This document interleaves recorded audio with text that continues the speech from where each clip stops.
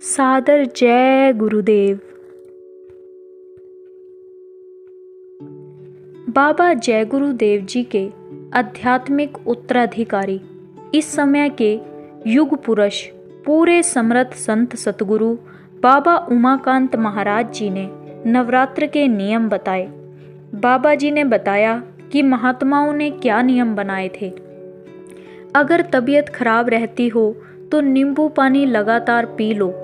जब दवा ना थी तब रोग तकलीफ ना आवे, इसके लिए लोग साल में 2 बार नवरात्रि का व्रत रखते थे और नींबू पानी पीते थे, जिससे बदन बिल्कुल हल्का हो जाता था। नियम पालन से बहुत लोगों ने यह व्रत किया और उनके घुटने का दर्द, ब्लड प्रेशर, शुगर आदि सही हो गए। यदि आपका शरीर बहुत कमज़ोर रहता है, बहुत बूढ़े हो गए हो, चल फिर नहीं सकते हो, दवाइयाँ खानी पड़ती हैं, तो उनकी बात तो अलग है कि वह यह व्रत नहीं रख सकते।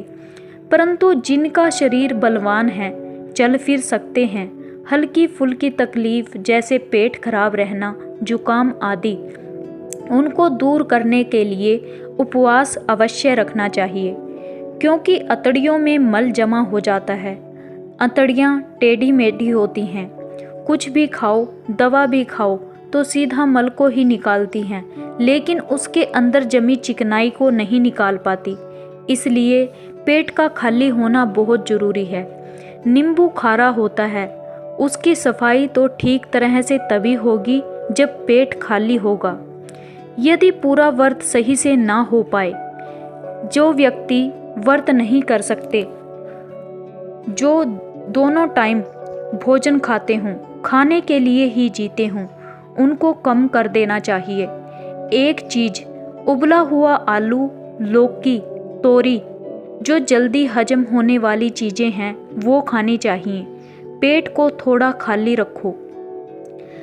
अब भी मन नहीं मानता तो हल्की खिचड़ी या दलिया एक टाइम खाओ, इससे सफाई हो जाएगी। जब पेट हल्का होता है तो चाहे जो भी काम हो उसमें मन लगा रहता है, चाहे मजदूरी, नौकरी, व्यापार, खेती या फिर भजन, उसमें मन लगा रहेगा।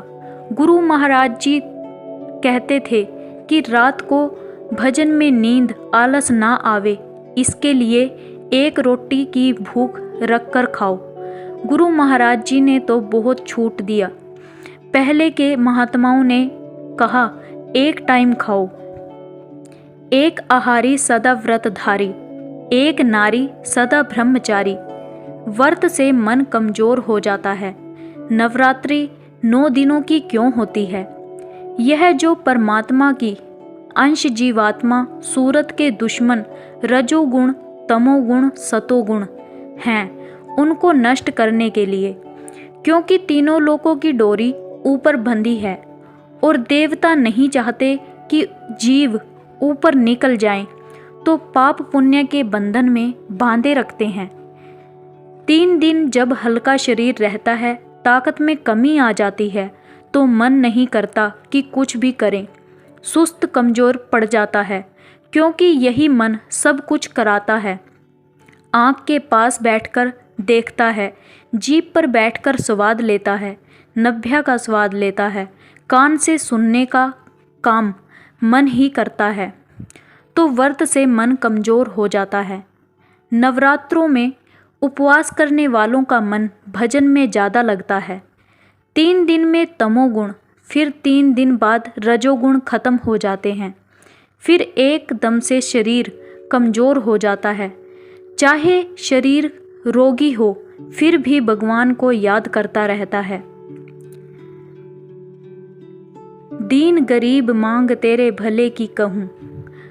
कहा, बाबा जी ने कहा है कि सतगुरु से दीनता गरीबी मांगनी चाहिए, जिससे दुनिया की इच्छाएं खत्म हो जाएं, तो सत्वगुण भी खत्म हो जाता है।